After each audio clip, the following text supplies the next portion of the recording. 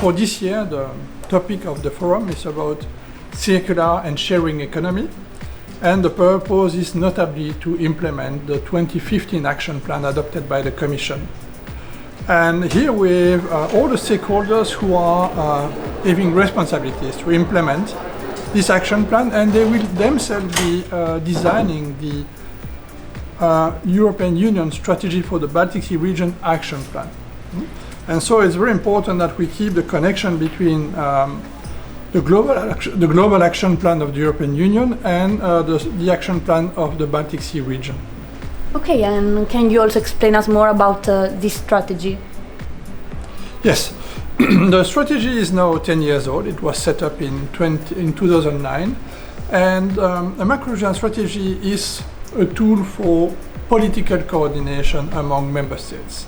When they face a challenge which is so big that they cannot solve it by themselves, or that they will solve it better by working together, they can create a macro-regional strategies.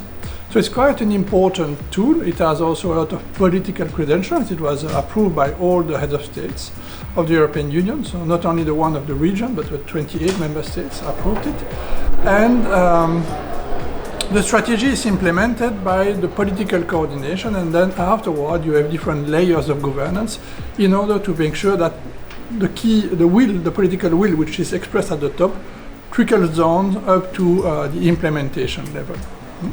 What is also part of the added value of the strategy is it is also the fact that it allows all the 8 countries which are part of the strategy to agree and decide of what they want to implement and what they want to achieve together. So it is not only about saving the sea, it's also about connecting the people by better transport, also better energy market, but also just connecting the people around the Baltic Sea. And it is also about growth and creating jobs for the region. If we speak about the intensity of the coordination among the participating countries of the Baltic Sea region, I was just discussing a few minutes ago with the State Secretary, and he was saying that at the end of fora, which is created by the strategy, is used for discussing items, political issues which are much broader than just the one which are the focus of the strategy. So that's already an achievement, as we want to bring people closer to each other. We want to create trust and confidence among all citizens of the European Union.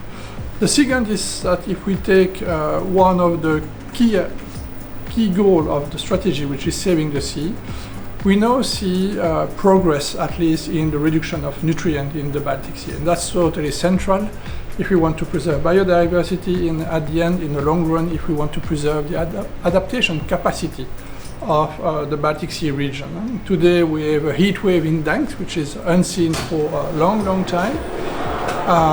And we know that climate is changing faster than expected, so maintaining the potential for adaptation is central.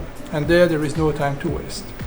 Whenever we look at the results of the European election, certainly there is a strong block of Eurosceptic MEPs who have been elected, and we need to think about what are the root causes of this lack of interest or lack of support for the EU values. And one of the reasons can certainly be the lack of trust among citizens of the European Union, and another one is also the lack of perception of the added value of EU policies.